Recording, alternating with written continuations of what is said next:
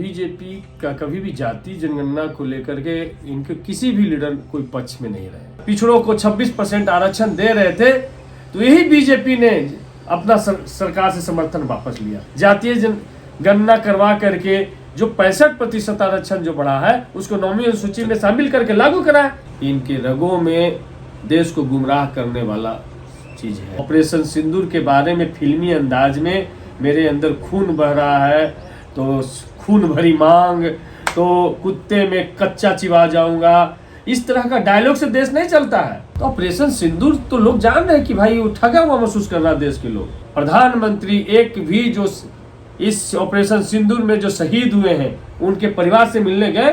29 जुलाई से पहले राज्य या केंद्र सरकार बीटीएमसी को लेकर के अपनी जो भी दलीलें देना है दे, लेकिन ये पूरी तरीके से गैर संवैधानिक एक्ट है। शिवलिंग से पूजा करवा रहे हैं तो आरिफ मोहम्मद खान साहब महामहिम है, उनको बताना चाहिए कि उन्होंने मुस्लिम धर्म कब छोड़ दिया।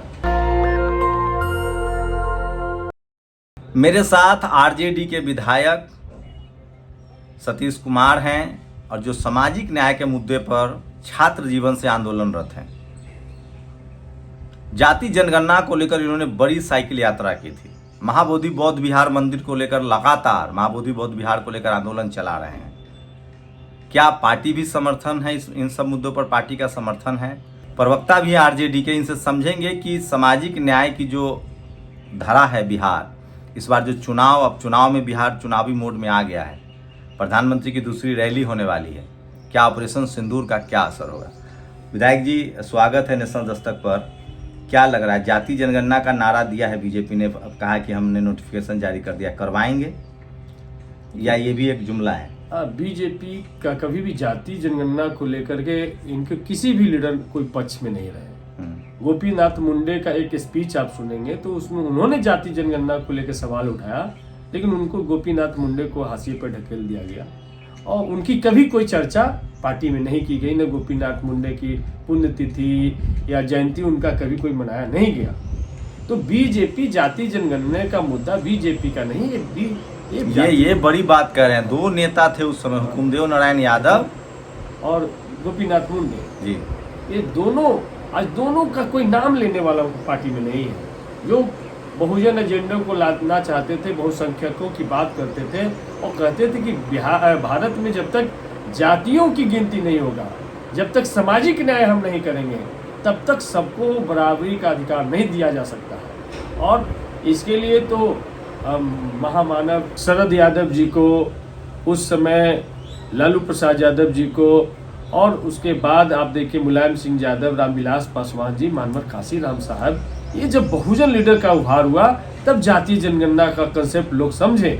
जब कर्पूरी ठाकुर इसी बिहार की धरती पे जब पिछड़ों को 26% आरक्षण दे रहे थे तो यही बीजेपी ने अपना सरकार से समर्थन वापस लिया था। और उस समय भद्दी भद्दी उनको गालियां दी गई थी कि भाई पिछड़ों को आरक्षण, ये पिछड़ों का आरक्षण कहाँ से आई, और कर्पूरिया इस तरह का अपमानित शब्दों से उनको अलंकृत करने का काम इन लोगों ने किया था। और जब बीपी सिंह ने मंडल कमीशन का रिपोर्ट लागू किया तो बीजेपी ने सरकार से समर्थन वापस लिया। ये तो ऐतिहासिक तथ्य है। नहीं, अब क्या लगता है, पानी बहुत बह चुका है, अब कह रहे हैं कि हम जाति जनगणना कराएंगे, तो आपको अभी भी भरोसा नहीं? देखिए, अब ये इनका हिंदुत्व का मुद्दा, अब इनका धर्म के आधार पर जो ध्रुवीकरण चाहते थे, बंटवारा चाहते थे, अब इनका फेल हो गया। तब ये जो चाहे राष्ट्रीय जनता दल, समाजवादी पार्टी, ये बहुजन समाज पार्टी का जो इशू था, जो 90% के लोग समझ रहे थे, जगदेव बाबू के मानने वाले लोग तक जो आवाज जा रही थी, राहुल गांधी ने इस विमर्श को सेंट्रल विमर्श में लाया और संसद में उन्होंने कहा कि भाई वही आप देखिएगा कि संसद में राहुल गांधी के जिनकी जाति की पता नहीं, वो जाति की बात कर रहे हैं। इस तरीके से राहुल गांधी का मजाक उड़ाया जा रहा था। लेकिन राहुल गांधी ने कहा कि तुम मेरा कितना अपमान कर लो, मैं इसी सदन में जाति जनगणना करवा के रहूंगा। और मोदी को मजबूर होकर के घुटने टेकने पड़े। सवाल वही विधायक जी, आपको लगता है कि करवाएगी या अभी भी चुनाव के बाद खत्म हो जाएगा मामला? नहीं, ये बिहार का चुनाव है जहां पर लग रहा है कि जाति बहुत महत्वपूर्ण है, सामाजिक न्याय सबसे महत्वपूर्ण इशू होगा। तो ये वही उसी तरीके से लेकर के आए हैं कि हम 15-15 लाख रुपया देंगे हर एक, मतलब नहीं करवाएंगे। हाँ, जुमला बाद में कहेंगे क्योंकि अगर मोदी इतना महत्वपूर्ण इशू है तो मोदी आकर के प्रेस को एड्रेस करें कि हम जातीय जनगणना किस रूप में चाहते हैं, जातीय जनगणना से जो रिपोर्ट आएगा तो हम उसको किस तरीके से लागू करेंगे, क्या जिसकी जितना संख्या भारी उसकी उतनी हिस्सेदारी देंगे, या फिर बिहार में जो उन्हीं की सरकार है, डबल इंजन की सरकार, जातीय जनगणना करवा करके जो 65% आरक्षण जो बढ़ा है उसको नौवीं अनुसूची में शामिल करके लागू कराए। ये पहला टास्क है। क्या चुनाव खत्म होते ही इस मामले को ठंडे बस्ते में डाल दिया जाएगा? ये बिहार चुनाव के लिए सिर्फ वादा किया गया। देखिए, इन्होंने धर्म हिंदू मुस्लिम इतना कह लिया कि इनके मुंह से ऐसा ही प्रतीत हो रहा है कि कोई मांसाहारी बाघ मुंह में दूधिया घास खोस करके कह रहा है कि भाई अब हम मांसाहारी नहीं रहे, हम शाकाहारी हो गए। तो ऐसा ही प्रतीत मोदी के मुंह से या बीजेपी के तरफ से जातीय जनगणना की बात हो रही, किसी के हजम नहीं हो रहा है और ये नहीं होना है। मतलब मांसाहारी बाघ शाकाहारी हो गया। हाँ, मांसाहारी बाघ अभी दिखाने के लिए घास खोस लिया और कह रहा कि हम शाकाहारी हो गए चुनाव तक। उसके बाद मांस ही खाएगा। तो फिर लोकसभा में तो फिर तो लोकसभा भी तो होगा ना, चुनाव तो एक बार टल नहीं जाएगा। तो भाई टल जाएगा तो इन लोग का क्या है, इन लोग फिर कोई इशू लेकर के आएंगे। आपने देखा कि भाई ये तो देश की सुरक्षा के साथ भी खिलवाड़ करते हैं। मैं आ रहा था, क्या ऑपरेशन सिंदूर का फायदा मिलेगा? क्योंकि उन्होंने कहना शुरू कर दिया कि मेरे रगों में सिंदूर है, वो सेना के पराक्रम और साहस को भुनाने। तो क्या इसके लिए क्या है? देखिए, इनके रगों में क्या है या ना है, लेकिन ये साफ है कि इनके रगों में देश को गुमराह करने वाला चीज है। ऑपरेशन सिंदूर क्यों बंद किया गया जब हमारे पराक्रमी सेना लाहौर तक यही कह रहे थे कि लाहौर तक हम पहुंच गए? कौन सी परिस्थितियां आई? क्या देश को इन्होंने विश्वास में लिया? ये जो ट्रम्प कह रहे हैं कि हमने इनको सरेंडर करवा दिया, ट्रम्प के डर से सरेंडर हो गए। और ये 8 बजे ये घोषणा करते सीज फायर का, उससे पहले 7:30 बजे तो ट्रम्प घोषणा कर देते हैं, ट्वीट कर चुके होते हैं। तो ये सवाल है कि भाई ये देश की विदेश नीति का अमेरिका तय करेगा? नहीं तो क्या फायदा? तो कह रहे हैं कि ये ऑपरेशन लोग चाहते थे कि इस बार आर और पार की लड़ाई हो। लोग चाहते थे कि सब दिन के लिए पाकिस्तान और जो भारत का जो बीच का जो विवाद है वो खत्म हो। पाकिस्तान ऑक्युपाई कश्मीर है वो हमारा हो। चुनाव में आए थे कांग्रेस को लोगों ने इसलिए नकारा। हाँ, इसी में 2019 का चुनाव आपने देखा था कि भाई पुलवामा हमले के मामले में आए, लेकिन क्या पुलवामा हमको वोट दीजिए, हम पाक पर कब्जा करेंगे। हाँ, पाक पे कब्जा करेंगे, लेकिन पुलवामा हमला का एक मुखिया स्तर तक का भी जांच करवा पाए? नहीं करवा पाए। किसी को क्या सजा, अपराधियों को ढूंढ पाए? क्या ये सब आपकी पार्टी एजेंडा बनाएगी इसको विधानसभा? ये जो हमारी पार्टी अभी जो देश की सुरक्षा में हमारे नेता तेजस्वी यादव जी देख रहे, जो देश की सुरक्षा में अपने बलिदान दिए, उनके परिवार से जा रहे मिलने। क्या बीजेपी जदयू का कोई लोग जा रहा है? आपने देखा कि यहाँ का डिप्टी सीएम कहते हैं कि भाई तेजस्वी यादव ने हमको सूचना नहीं दिया, इसलिए हम पार्थिव शरीर पर माल्यार्पण नहीं कर पाए। तेजस्वी यादव प्रतिपक्ष के नेता है, आप यहाँ के डिप्टी सीएम है, आपको तेजस्वी यादव सूचना देंगे? ये शहीदों के प्रति इनका सम्मान दिखाता है। 29 को फिर प्रधानमंत्री आ रहे हैं। ऑपरेशन ये पहलगाम के बाद एक पहले रैली कर चुके हैं, फिर दूसरी उनकी रैली होने वाली। पहले आकर के उन्होंने देश में जो 28 लोग जो धर्म पूछ करके जो मारे गए थे, और उसके बाद उनको सर्वदलीय बैठक में जिस दिन शामिल होना था उस दिन आकर के यहाँ रैली कर रहे थे। फिर से वो ऑपरेशन सिंदूर के बारे में फिल्मी अंदाज में, मेरे अंदर खून बह रहा है तो खून भरी मांग, तो कुत्ते में कच्चा चिबा जाऊंगा, इस तरह का डायलॉग से देश नहीं चलता है। वो बताइए कि ऑपरेशन सिंदूर में हम कितने लोगों को मारे, ऑपरेशन सिंदूर किन परिस्थितियों में हमको बंद करना पड़ा, और ये भी देश को बताना चाहिए कि भाई हमारे यहाँ जो वो सिंधु नदी को लेकर के जो समझौता है,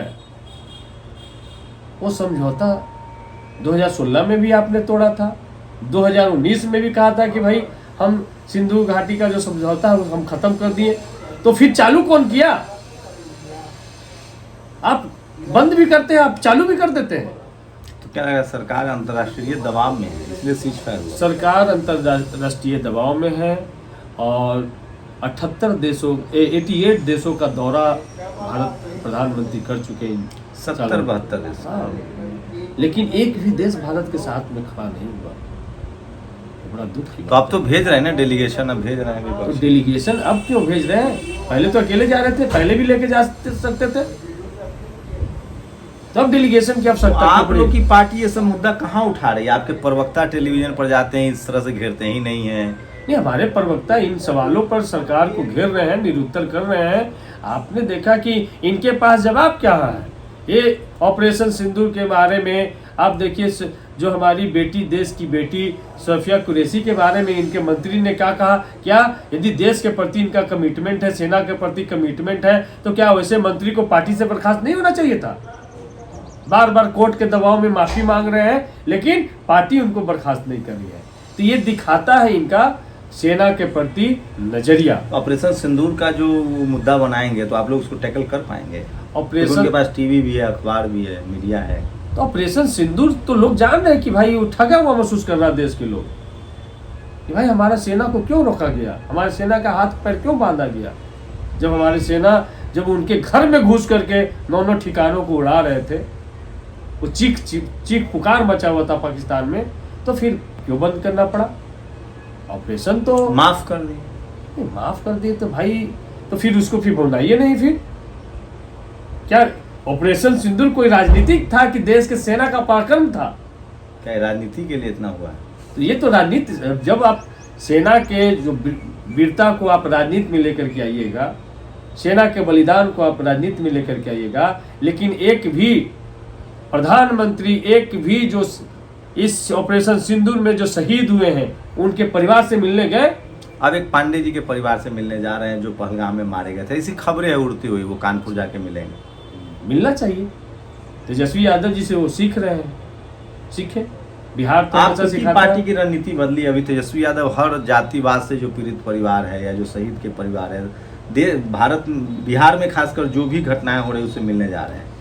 नया नहीं, ये हमारा कमिटमेंट दिखाता है कि हम देश के प्रति, या जो सामाजिक न्याय, सामाजिक प्रताड़ना जो आज भी हो रहा है इस डबल इंजन की सरकार में, तो विपक्ष के प्रमुख लीडर होने के नाते तेजस्वी यादव अपने दायित्वों का निर्वहन कर रहे हैं, और बगैर एक सेकंड सांस लिए, चैन लिए, वो दिन रात ट्रेवल करके लोग के घर तक पहुंच रहे हैं, उनसे संवेदना प्रकट लोग कर कह रहे रहे हैं हैं। चुनाव आया है तब जगह ये अच्छा काम कर रहे हैं, लेकिन चुनाव को देखकर नहीं, कर रहे वो हैं। अभी चुनाव- 365 दिन नहीं करते अभी हैं। चुनाव कराएंगे कि नहीं कराएंगे, ये तो उन पर डिपेंड है। चुनाव आयोग तो उनके पास में है, चुनाव की बात छोड़ दीजिए। हम ये चुनाव के लिए नहीं, ये हमारी संवेदना है, सामाजिक न्याय की संवेदना है। तो हम जो सामाजिक प्रताड़ना से जो पीड़ित लोग हैं, हमारे नेता वहां जा रहे हैं, सतीश उनके प्रति जी- संवेदना प्रकट कर रहे हैं।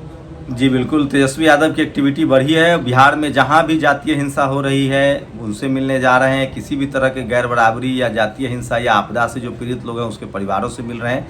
एक नेता से आदमी यही उम्मीद करता है कि वो उसके सुख में ना आए तो कम से कम दुख में शामिल हो। सतीश जी के बारे में बता दूं, आरजेडी के विधायक हैं, लेकिन बहुजन समाज के राष्ट्रीय मुद्दे पर प्रखर तरीके से आवाज़ उठाते रहते हैं। बोधगया आंदोलन को आप बहुत सह दे रहे थे, क्या लग रहा है? 29 जुलाई को सुप्रीम कोर्ट से फैसला आना है। कोर्ट 12 साल बाद अपनी ड्यूटी को निभाने के लिए आश्वासन दिया है, और 29 जुलाई एक डेडलाइन है कि 29 जुलाई से पहले राज्य या केंद्र सरकार बीटीएमसी को लेकर के अपनी जो भी दलीलें देना है दे। लेकिन ये पूरी तरीके से गैर संवैधानिक एक्ट है। जो हम सब लोग बोल रहे थे, उस बात को सुप्रीम कोर्ट में भी हमारे वकील जो होंगे ये बात को रखेंगे। और आप देख सकते हैं कि जो संविधान लागू होने से पहले ऐसा 1949 ई एक्ट का ही नाम है, तो भाई आर्टिकल 13 तो कहता है कि जो संविधान लागू होने से पहले जो भी प्रचलन में एक्ट थी वो शून्य हो जाएगा, वो खत्म हो जाएंगे। लेकिन वो खत्म नहीं हुआ, एक्ट चलता रहा।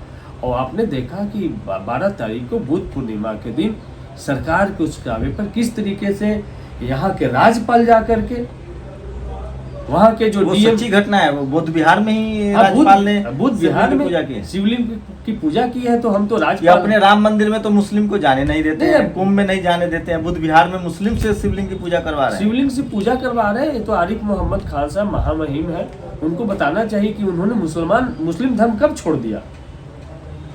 क्या मुस्लिम धर्म में शिवलिंग का पूजा मान्य अगर है? सर्वधर्म संभाव, चूंकि हम लोग बुद्धिस्ट लोग तो सर्वधर्म संभाव की बात करते हैं, तो ये तो मुसलमानों को तो कुंभ में नहीं जाने देते हैं, वो राम मंदिर में प्रवेश नहीं करने दे रहे हैं। नहीं, उतना तो गया में विष्णुपद मंदिर है, उसके दरवाजे पे लिखा हुआ है अभी भी कि मुसलमानों का प्रवेश, इस्लाम धर्म के मानने वालों का प्रवेश वर्जित है। ये लिखा हुआ है? हाँ, लिखा हुआ तो है। गवर्नर साहब को तो जाना चाहिए और जाना चाहिए वहाँ। और दूसरी बात, जब वहाँ पे हमारी पार्टी के जब 17 महीने की सरकार थी, तो इसराइल मंसूरी साहब वहाँ के मंत्री थे और गया जिला के प्रभारी थे। मुख्यमंत्री का यात्रा होना था, वो गया जी जो डैम है उसका उद्घाटन के सिलसिले में वो चले गए समीक्षा बैठक करने उसके प्रांगण में। उसको लेकर के पूरा बवाल हुआ, उनका इस्तीफा मांगा जाने लगा, उनसे माफी की मांग की जाने लगी, पूरा मंदिर परिषद को धोया गया। लेकिन एक मुस्लिम धर्म के मानने वाले राज्यपाल वहां जाके शिवलिंग की पूजा करते हैं और विष्णु पद से पंडा बुला करके वहां मंत्रोच्चार पहली बार। तो क्या लग रहा है, राज्य सरकार की मंशा ठीक नहीं लग रही? राज्य सरकार की मंशा सही नहीं है। इसमें जिला पदाधिकारी, राज्यपाल, पूरी सरकार इसमें शामिल है।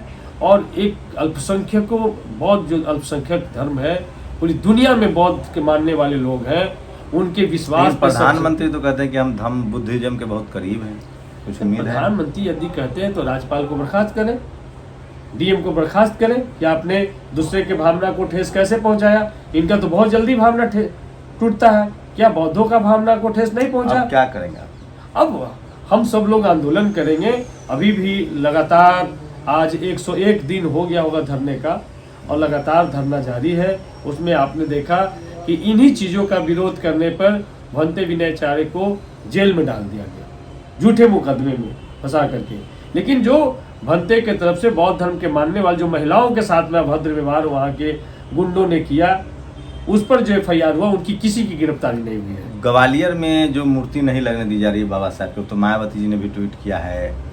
सब लोगों को लगता है कि वो भी संविधान से देश चलता है, तो हाई कोर्ट में बाबा साहब की मूर्ति होनी चाहिए। उस विरोध को आप कैसे देख रहे हैं? क्योंकि आप राष्ट्रीय विषय पर भी लगातार, खासकर जो शोषित वंचित की जो विषय हैं उस पर आप अपनी राय देते रहते हैं। देखिए, ग्वालियर में और वहाँ मूर्ति लगना, ये कैसे कोई रोक सकता है?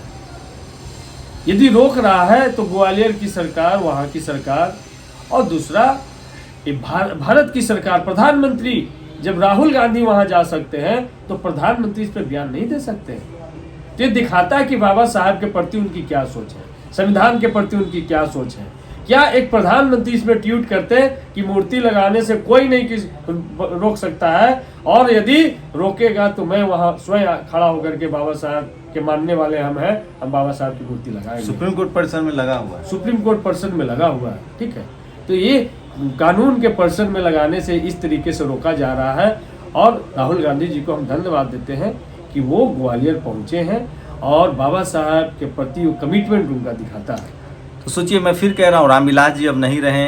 ये बिहार से सतीश जी हैं। रामविलास पासवान अब नहीं रहे, जो राष्ट्रीय नेता होते थे बहुजन समाज के हिसाब से, खासकर शोषित वंचित की बात करें तो बाबू जगजीवन राम राष्ट्रीय नेता होते थे। बिहार से फिलहाल बहुजन समाज के लिहाज से बात करें, SC, ST, OBC, किसान, अल्पसंख्यक, पीड़ित, शोषित समाज से, तो कोई राष्ट्रीय फलक पर कोई नेता अभी दिख नहीं रहा है। सतीश दास जी उस कमी को पूरा कर रहे हैं और वो लगातार कभी नागपुर तो कभी दिल्ली राष्ट्रीय विषय पर, खासकर जो शोषित वंचित समाज का जो विषय है उस मुद्दों पर प्रखर तरीके से अपनी आवाज़ उठाते हैं।